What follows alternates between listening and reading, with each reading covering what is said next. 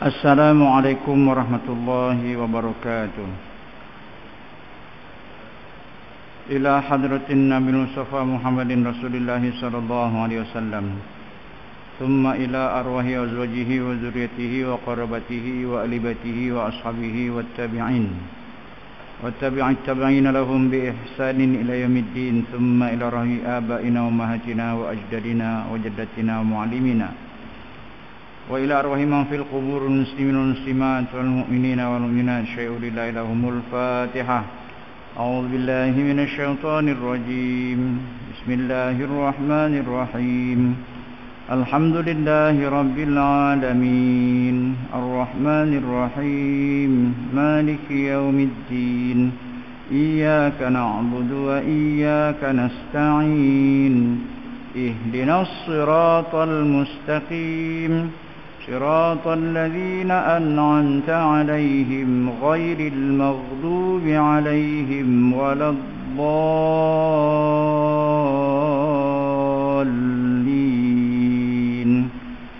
آمين. Alhamdulillah, kita zahirkan kesyukuran kita kepada Allah Ta'ala. Kita dapat hadir bersama-sama untuk meneruskan pengajian kita. Yang berbahagia Tuan Pengerusi dan barisan yang kuasa masjid, tuan-tuan imam, tuan-tuan muazzin, tuan-tuan syiah, seterusnya ibu-ibu, ayah, abang kakak, muslimin muslimat yang mudah-mudahan semuanya sehat dalam rahmat Allah Subhanahu wa taala. Kita sambung ayat yang ke-89 hingga 90. Muka surat 204, ya, betul ya? Betul. Firman Allah Ta'ala, a'udzubillahi minasyaitonir rajim. Tsumma atba'a sababa. Maksudnya kemudian ia berpatah balik mengikut jalan yang lain. Hatta idza balagha matli'a asy-syamsi wajadaha tatlu'u 'ala qaumin lam naj'al lahum min duniha sitra. Sehingga apabila ia sampai di daerah matahari terbit, ia mendapatinya sebelah timur, sehingga ia mendapatinya satu kaum yang kami tidak menjadikan bagi mereka sebarang perlindungan daripadanya. Apa pokok pun tak ada, apa bangunan pun tak ada. Firman Allah, kemudian ia menempuh, kemudian Raja Zulkarnain dan yang lainnya, pengikut-pengikutnya, pembantu-pembantu beliau, menempuh jalan yang lain, di mana ia berjalan dari tempat bernamnya matahari menuju ke petak terbit, patah balik. Setiap kali melalui segolongan ummah, maka ia dapat mengalahkan dan menguasai mereka. Takut. Nak lawan pun tak jadi lawan, nak perang pun tak jadi perang. Akhirnya, ya, mana-mana golongan umat yang disinggahi oleh Raja Zulkarnain dan pengiringnya berjaya diseru kepada Allah Subhanahu wa taala. Jika mereka menolak, maka mereka akan dikuasai dan dihalalkan pula harta kekayaan dan pembekalan mereka, serta menggunakan segala sesuatu yang ada pada umat tersebut untuk bala tenteranya dalam menyerang wilayah mereka. Dan ketika sampai di bumi tempat terbitnya matahari, sebagaimana yang difirmankan Allah Ta'ala, ia mendapati matahari itu menyinari segolongan kaum. Kemudian yang kami tidak menjadikan bagi mereka sesuatu yang melindunginya daripada cahaya matahari itu. Maksudnya mereka tak buat rumah. Mungkin mereka menggunakan salji, ya, ataupun rumput-rumput, ya, sebagai tempat tinggal mereka. Tidak pula pepohon yang dapat menaungi mereka dan menghalangi mereka daripada panas terik matahari. Kita tak tahu macam mana dia berduduk, mungkin di gua-gua gitu. Ya, sebab tak sampai teknologi untuk buat rumah, tak sampai akal dia mah. Jauh sangat daripada bangunan dunia luar gitu. Apa pandangan sahabat Nabi? Sa'id bin Jubair mengatakan mereka itu kulitnya berwarna merah, bertumbuh pendek, sedangkan tempat tinggal mereka adalah gua-gua. Makanan mereka ialah ikan. Ia mendapati matahari itu menyinari segelumung umat yang kami tidak menjadikan mereka sesuatu yang melindunginya daripada cahaya matahari. Jika matahari terbit, mereka masuk ke dalam tempat tinggal mereka. Panas sangat. Ya, sehinggalah matahari terbenam. Atau mereka masuk berendam ke laut macam khabar. Ya, maknanya hidup mereka itu memang tak ada sistem, terbiak gitu. Sehinggalah datang Raja Zulkarnain mengajarkan mereka agama. Ini demikian kerana tanah mereka tidak terdapat gunung, yang ada ialah bukit-bukit dan gua-gua. Wallahu alam. Kita tak tahu dari sejarahnya mereka ni di zaman mana. Tapi pernah wujud satu masyarakat sebelum kita, dah berapa ratus tahun, ribu tahun sebelum kita. Di sana Allah ciptakan manusia yang hidup mereka hanya tinggal dalam gua. Makanan mereka hanya ikan. Kita tahulah kalau makanan ikan, apa makhluk Allah yang makan ikan ni apa? Memerang ya. Kucing makan ikan. Ini mereka tak makan nasi, mereka tak makan tepung.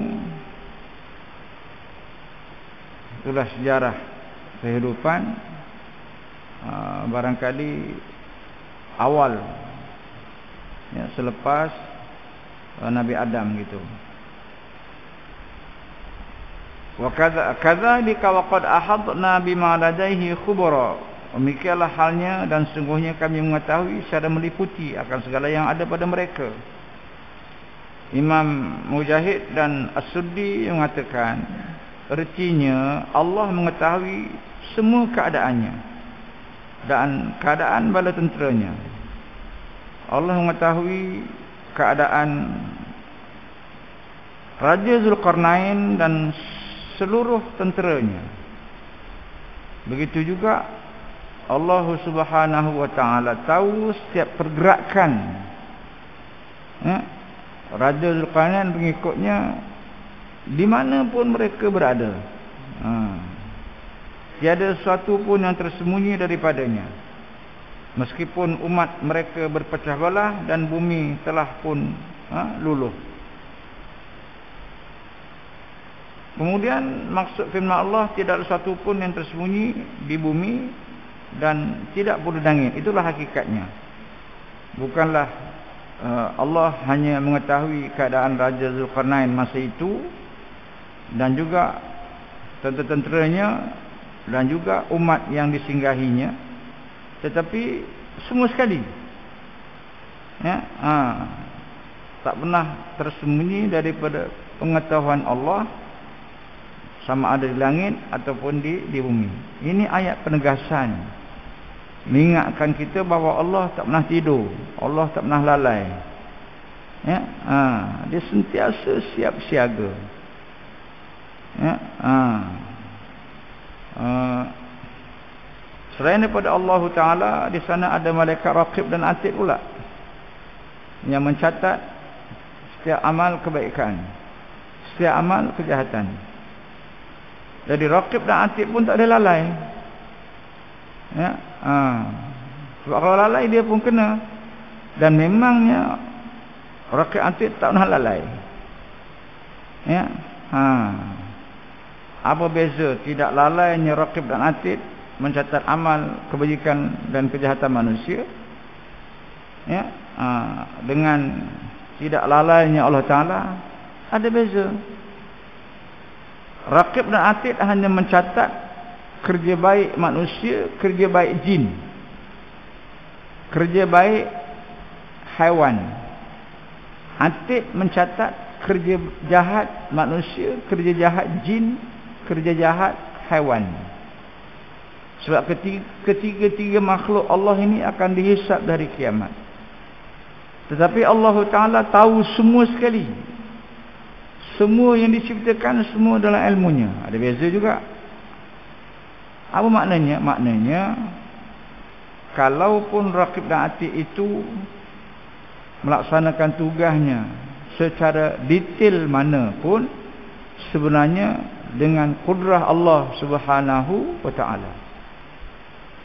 Ya, di situ kita melihat Allah tumpangkan kuasa kepada Raqib dalam satu bahagian saja, satu sudut saja, mencatat amal kebaikan manusia, jin dan haiwan. Haiwan bukanlah amal kebajikan, tapi haiwan ada juga yang baik. Haiwan ada yang baik. Baca sejarah. Satu ekor burung, dia mengambil makanan, sisa makanan, dia terbang ke satu pokok. Hari-hari itulah kerjanya. Sehingga diketahui oleh seorang yang soleh, burung ni ke mana bawa terbang makanan ni? Oh, dibawa ke satu pokok. Aku nak hendak tengok apa ada atas pokok tu, anak dia ke? Takkan beranak aja setiap hari.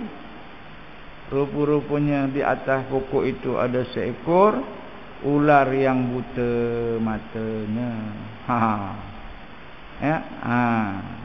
Baik dibalas baik. Artinya ular burung ini tidak diapa-apakan oleh Allah Ta'ala. Kan saya selalu sebut, besok bangun di padang mahsyar, haiwan juga akan dihisap. Binatang tu akan dikira. Lembu jantan putih dengan lembu jantan hitam duduk sekampung.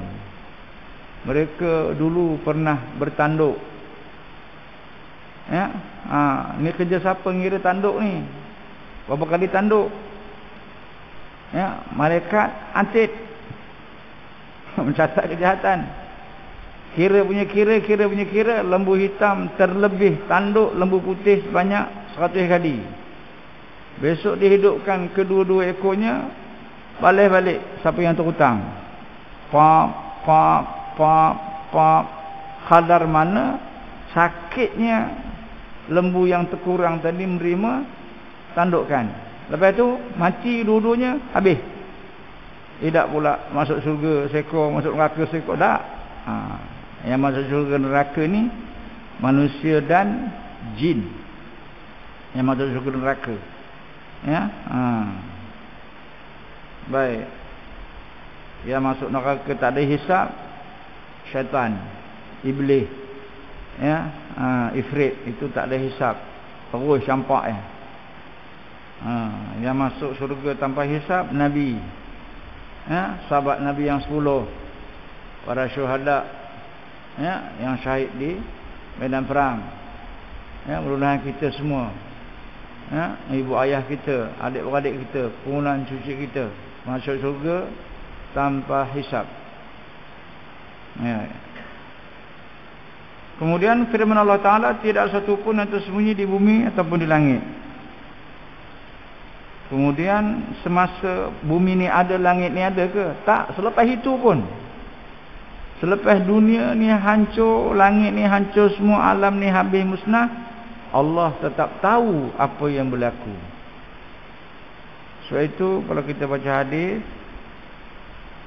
masuk hadis besok dari akhirat, selepas ditiup sangkakala yang pertama, semua manusia mati. Semua makhluk-makhluk ni mati. Bila tiup sangkakala yang kedua, Allah Ta'ala berfirman kepada semua makhluk yang dah mati tadi, Manil mulku yaum, Manil mulku yaum, siapa raja ini hari? Siapa raja? Siapa malik yang sebenar-benarnya hari ini? Allah Firli tu, Allah Firli. Bukannya Allah tak tahu. Semua mereka yang mengaku Tuhan, yang pernah mengaku Tuhan tu mati dah. Dengan Fir'aun, dengan Namrud tu mati dah. Tapi Allah nak menzahirkan Malik itu yang menguasai hari kiamat. Dizahirkan. Selepas itu barulah Allah ciptakan Jibril. Jibril pun wafat, meninggal. Kenapa lantik hidupkan Jibril dulu? Jibril ni ngurusi, datang kuasa menguruskan hisab amalan manusia. Urusi dia. Ya. Betul, ada lah zikir dia. Siapa? Malaikat Ridwan, penjaga syurga, dengan pembantu-pembantunya. Dah berapa ramai Allah hidupkan balik. Allah hidupkan malaikat ni macam mana? Macam kita nyalakan api pelita tu je, cus, duduk balik. So malaikat dah bercahaya. Tapi bukan cahaya pelita tu. Umpama gitulah, mudah sangat bagi Allah Ta'ala, tak ada hal. Kemudian Allah hidupkan balik siapa? Malaikat Malik. Malaikat Malik pun meninggal dunia masa tiup sangkakala pertama dulu. Ya. Dengan pengikut-pengikutnya, pembantu-pembantunya. Tak berapa ramai, tak tahu jumlahnya. Ramailah. Nak urus manusia yang entah berapa ribu bilion, tak tahu. Nak uruskan jin pula. Bukan kecil anak, jin besar-besar. Ya. Tu nak tengok huru-haranya hari mahsyar. Ya, huru-haranya hari kebangkitan. Huru-hara hari kiamat. Bukan makhluk manusia saja, dengan jin, dengan binatang. Proses jin dengan manusia sama. Hisab amalan jin dengan manusia sama. Jin iman amal soleh, masuk syurga. Ya, yang tidak tadi haiwan. Ya, jin yang ingkar, yang kufur, maksiat, humban ke neraka. Tentulah tidak sama cara menghumban manusia dengan cara humban jin, sebab manusia kecil. Sekali libah ya 7 km campak ke gaung neraka tu. Tapi kalau jin, Allah besar. Kalau malaikat yang nak mencampakkan jin tu, kalau serupa je, tak ada hal lah nyorongin jin tu. Terangkat. Sebab jin ni besar. Jarinya pun besar pisang. Jari jin tu besar pisang. 60 hasta tinggi. Tinggi.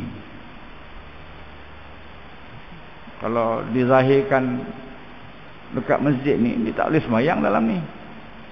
Semayang kat luar. Yang boleh semayang cucu-cucu dia. Itu boleh semayang. Yang besar-besar tak boleh semayang di luar. Kalau nak masuk masjid ni, dia beberapa kali bengkok tu badannya, bongkok nak mengaji. Ada ni mengaji dengan kita gitu. Kan nampak dia. Ya, Islam merangkak masuk dalam ni. Boleh celeh untuk sila ya tingginya. Ya,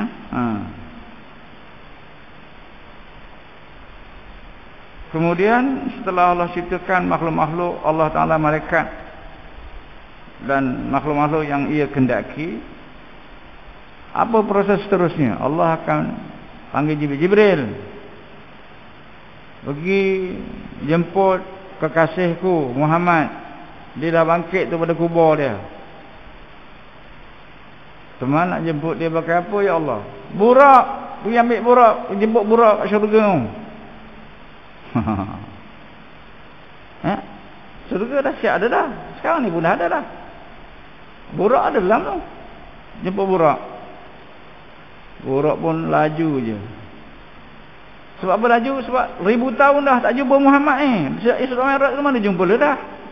Dia pun dah rindu kekasih dia, sahabat dia, nama Muhammad.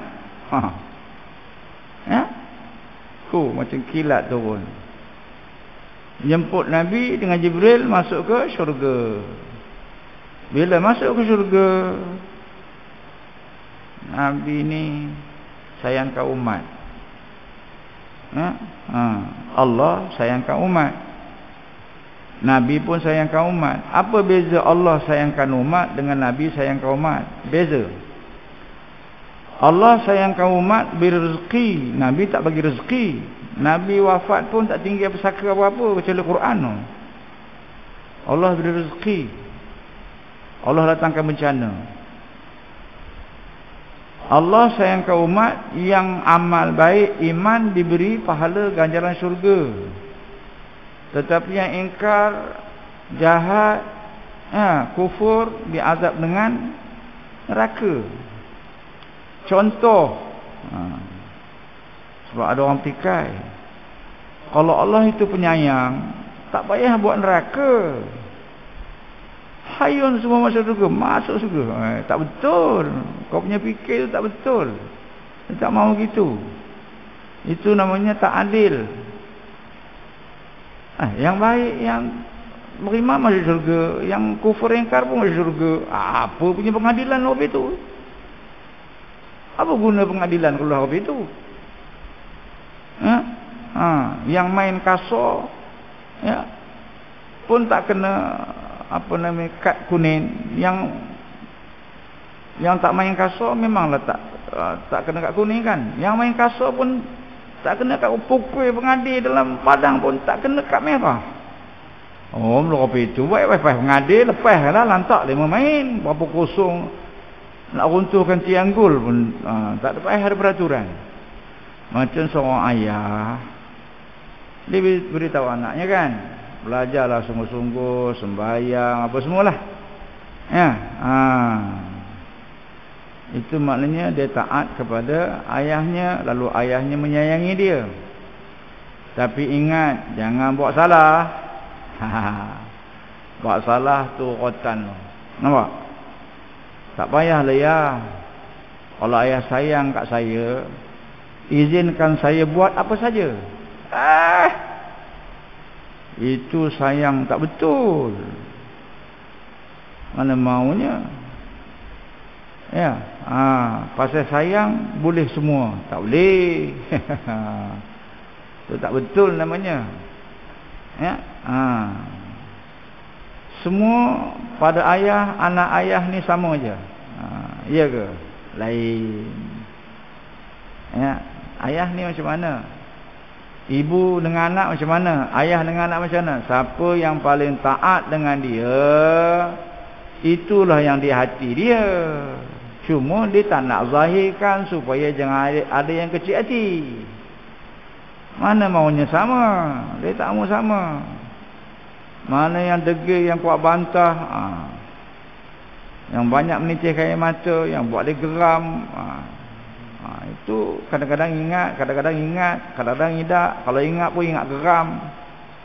Jika manusia dengan manusia, ayah dengan anak pun begitu, Allah Ta'ala lagilah sayangnya tak terperi, sehingga dibalaskan dengan syurga yang pada hakikatnya tak layak, kata Imam Ghazali, kata Imam Syafi'i kan, pasal banyaknya dosa. Tapi Allah sayang lagi.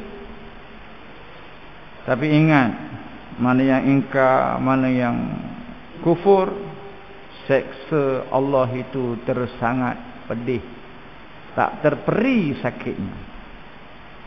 Kemudian Nabi masuk syurga, tapi Nabi ni tak selesa. Kalau tengok dalam hadis tu, Nabi gelisah, kejap kanjung, kejap ke dapur, kejap kanjung, kejap ke dapur. Allah tahu tak? Allah tahulah, Allah yang ciptakan perasaan Nabi jadi gitu. Kenapa Nabi gelisah? Kenapa? Jibril, kau pergi tengok kekasih aku dalam syurga tu, dia nak apa lagi? Dah masuk syurga dah, dia nak apa lagi? Jibril pun datang. Tuan, Tuan nampak gelisah ya. Kenapa? Allah perintah aku tanya dekat Tuan. Mana aku tak gelisah? Umat aku mana? Umat aku di luar tu apa macam? Kat mahsyar tu macam mana dia mah? Tu dia, umat aku.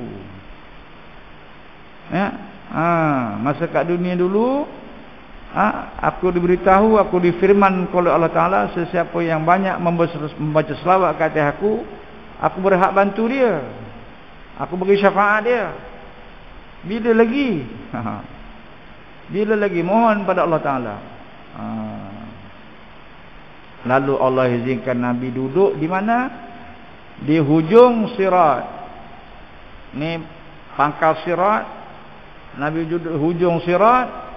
Selepas hujung sirat, syurga. Nabi keluar daripada syurga. Satu-satunya hamba Allah, kekasih Allah, manusia yang dah masuk syurga keluar balik, itulah namanya Muhammad. Yang lain tak ada. Selepas Nabi keluar, tunggu umatnya di ujung sirat. Siapa yang masuk dulu? Ni as-sabiqun awalun, 10 sahabat Nabi dia masuk syurga. 10. Abu Bakar, Umar, Utsman, Ali dan lain.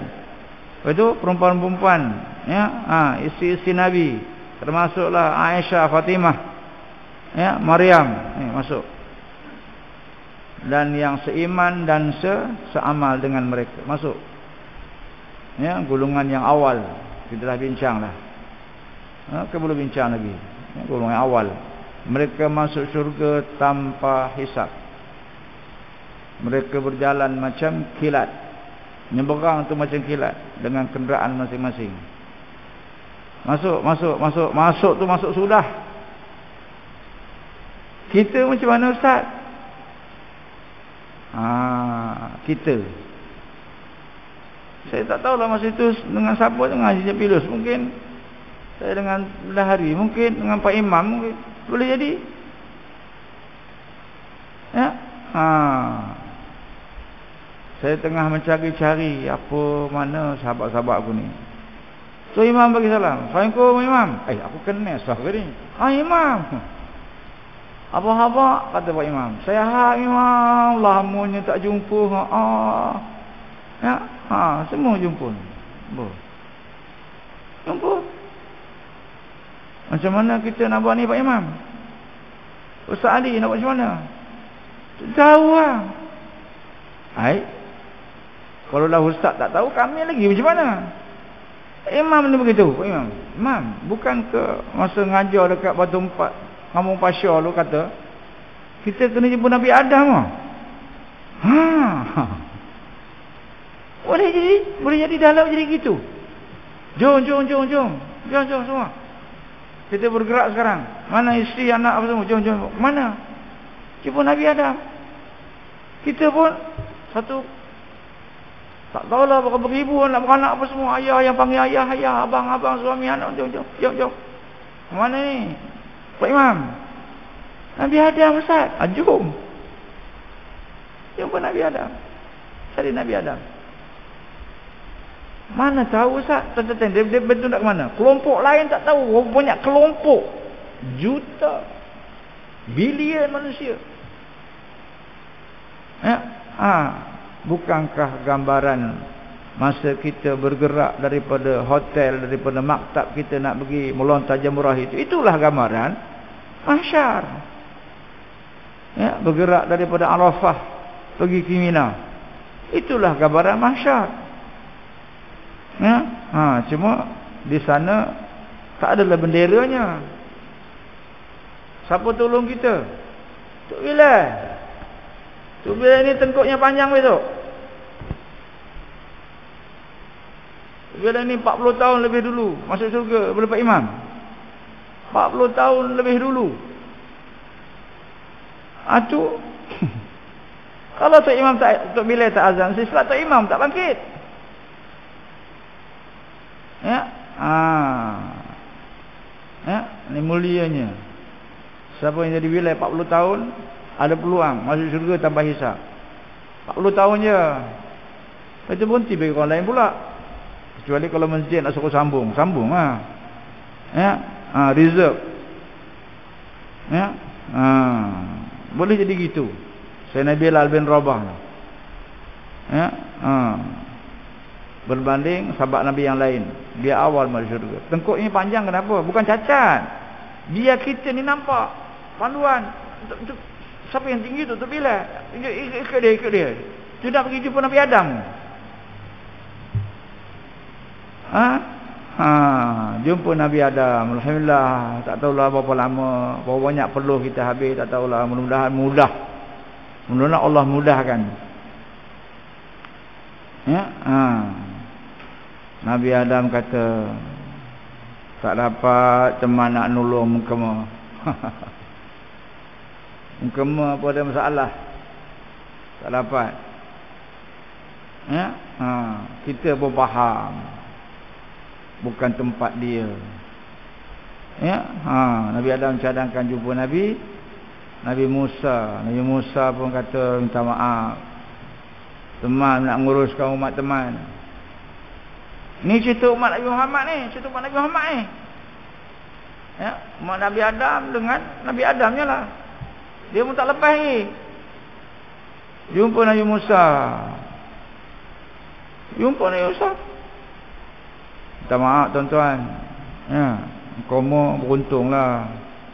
Ya, dapat jadi umat Muhammad, beruntung. Dia tahu. Tak upaya teman nolong. Ya, akhirnya barulah. Ya, Allah Subhanahu wa taala beri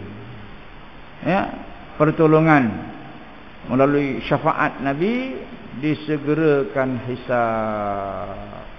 Kitalah seorang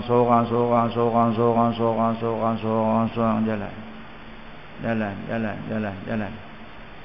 Siapa yang diberi buku catatan amalnya di sebelah kanan, maka nampak di wajahnya ceria. Pulang dia ke pangkuan keluarganya, berbimbing tangan menuju ke syurga Allah Subhanahu wa taala. Malangnya sesiapa yang diberi buku catatan amalnya sebelah kiri, dia akan dihitung dengan sedetail-detailnya sampai dia pun tak percaya. Ya, apa punya buku lah macam ni punya detail, satu sen pun kira. Baru kamu tahu. Situ naudzubillah ramai orang menyesal. Minta balik ke dunia pun ada nak buat amal, minta balik ke dunia nak sedekah, tak ada dah. Kemudian seterusnya ayat 92, summa atba'a sababa, kemudian ia berpatah balik menurut jalan yang lain. Allah menyambung firman-Nya seraya menceritakan tentang kisah Zulkarnain. Kemudian dia menempuh jalan yang lain lagi. Dia menempuh jalan di belahan sebelah timur bumi pula, sehingga sampai di hadapan kedua bukit itu. Dua buah gunung, di antara keduanya terdapat satu lubang yang daripadanya keluar Ya'juj dan Ma'juj, ya, menuju ke negeri Turki. Di sana mereka buat kerosakan tanaman dan keturunan. Ya, Ya'juj dan Ma'juj termasuk dalam kategori keturunan Nabi Adam AS. Macam kita juga manusia, sebagaimana yang ditegaskan dalam kitab Sahih Bukhari Muslim. Rasulullah sallallahu alaihi wasallam bersabda, yaqulullahu azza wa jalla, hadis qudsi, ya Adam, fa yaqul labaika wa sa'daika wal khairu fi yadaik. Qal yaqul akhrij ba'san nar. Qal wa ma la ba'thun nar. Qal min kulli alfin tis'ami'ah wa tis'ata wa tis'ina ila an-nar wa wahidun ila al-jannah. Fahina idzin yashibu as-saghir wa tad'u kullu dhati hamlin hamlaha. Faqal inna fikum ummatain ma kanata fi syai'in illa kathrata Ya'juj wa Ma'juj. Maksudnya Allah Ta'ala berfirman, huraiannya oleh Nabi, diberi faham dalam hati Nabi, Maksudnya wahai Adam, ya labbaik wa sa'daik, aku memenuhi panggilanmu, aku mohon pertolonganmu. Ini adab Nabi Adam.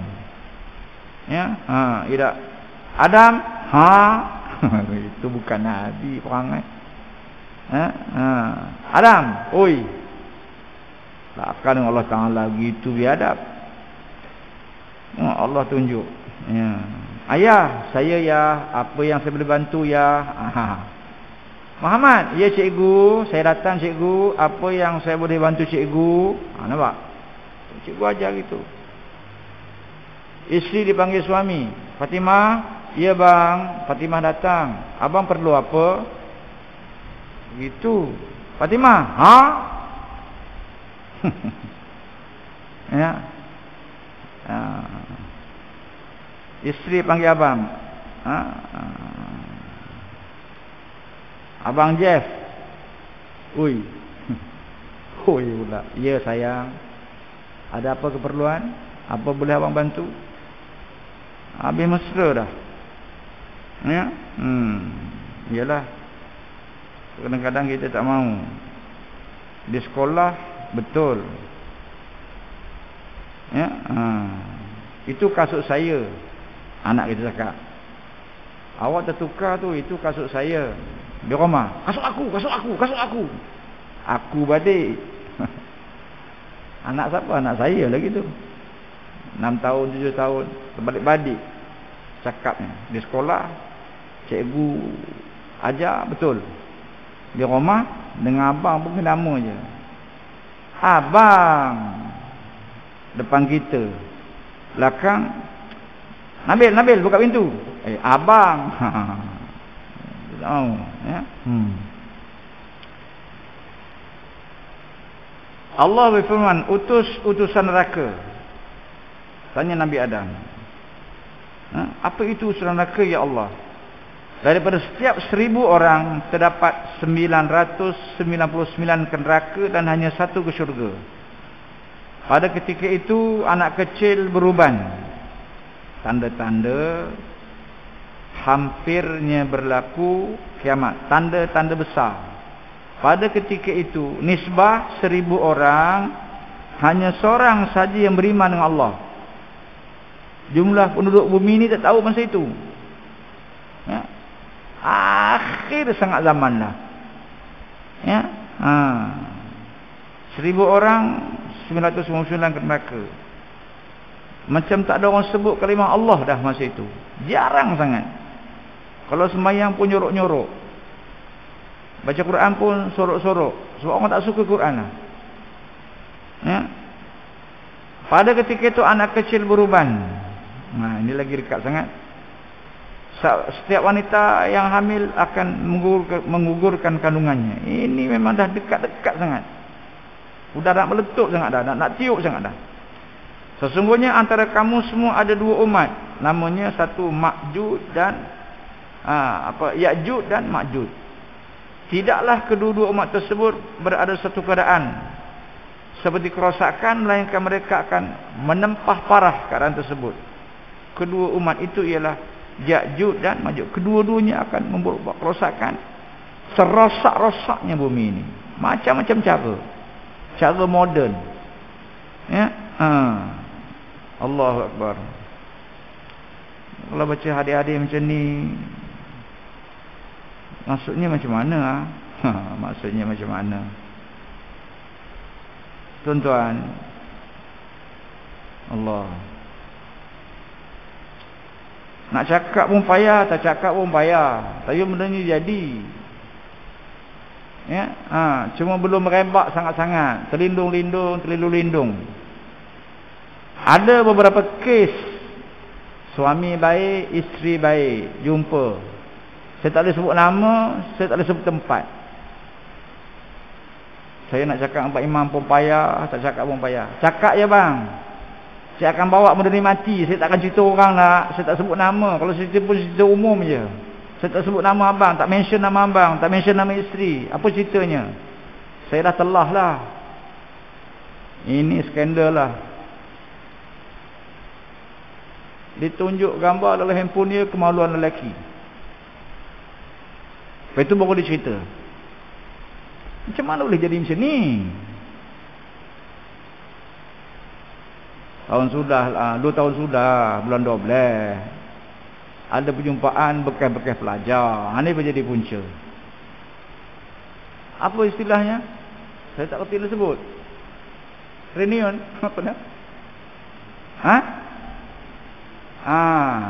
Macam itulah. Abang pergi tak program tu? Saya tak pergi. Ni masalah. Patutnya abang pergi. Tak boleh dia biar isteri kita jumpa balik mem dia lama. Tak boleh biar.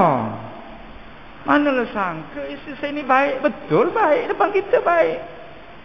Baik tak ada handphone. Ida apa dah jadi? Yang si anu tu pun kaki sembahyang. Iya, kaki sembahyang. Betul. Dulu tak ada handphone. Sekarang ada handphone. Dalam handphone ni tak ada apa yang tak ada, bang. Boleh ambil gambar untuk ke siapa saja. Ya, sebab kita kena perhati anak-anak kita, cucu kita. Kuasakan peraturan. Tengok kalau kejap tutup bilik, senyap dalam bilik. Apa buat tu? Buka pintu, buka. Apa buat ni? Tengok gambar apa handphone apa ni? Dalam handphone kita tu tak pernah bertapis, bang. Gambar apa pun ada. Tekan je. Abi. Ya Allah, tak malunya bi. Tak malunya bi tu. Tutup. Buang.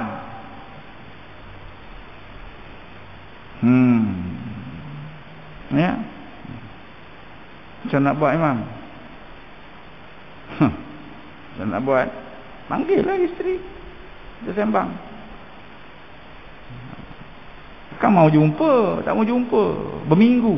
Bagi dia kenal, kita kenal dia kenal kita. Tak payah sebutlah jawatan apa semua. Memang tak pernah fikir benda ni nak jadi. Tak pernah fikir, na'udzubillah. Na'udzubillah, minta lindunglah. Uji lain tak apa, uji dengan benda ni aku tahu nak cakap lah. Sampai ke mana bawanya dah? Kabul lah sampai gini. Macam mana datang? Dia lah ambil datang rumah. Saya masa tu kerja. Ambil datang rumah. Isteri saya ini jadi ngikut je, Ustaz. Allahu Akbar. Saya tak lalu nak tanya lebih dari itu. Tak lalu nak tanya. Ramai ke, Ustaz? Ramai lah. Ya. Ini bukan saya nak menakutkan tuan supaya tuan-tuan ikat isteri supaya di rumah, tak. Bukan begitu. Tak betul begitu. Ya. Sebab itu saya selalu sebut. Sebenarnya virus apa nama pun, corona apa, ya, COVID-19 apa nama, dia banyak mengingatkan kita sebenarnya. Saya bila ada kawan-kawan tanya, Ustaz, macam mana sekarang ni? Macam mana sekarang? Ya? Terutama masa yang boleh 12 orang datang ke masjid kan. 12 orang je boleh ke masjid. Macam mana sebenarnya Allah nak bagi tahu kita? Kita kena semak balik, kena muhasabah balik. Agama ini hendaklah didirikan dalam diri masing-masing bermula daripada rumah. Dia suruh kita balik rumah balik. Tengok, cek balik wuduk anak kita macam mana, semayangnya macam mana.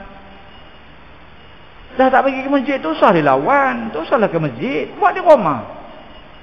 Anak Mika berapa orang? Ada 5. Laki 3, perempuan 2. Yang laki tu dirutin, disusun jadual. Ya, Mika jadi imam, anak laki tu jadi Bilal. Buat jadual. Ya, isteri sama anak perempuan jadi makmum. Tunjuk macam mana wuduk yang betul. Suruh anak lelaki tu azan. Belum pernah ada polis datang rumah tangkap anak Mika pasal Mika suruh dia azan. Tak ada. Tak ada.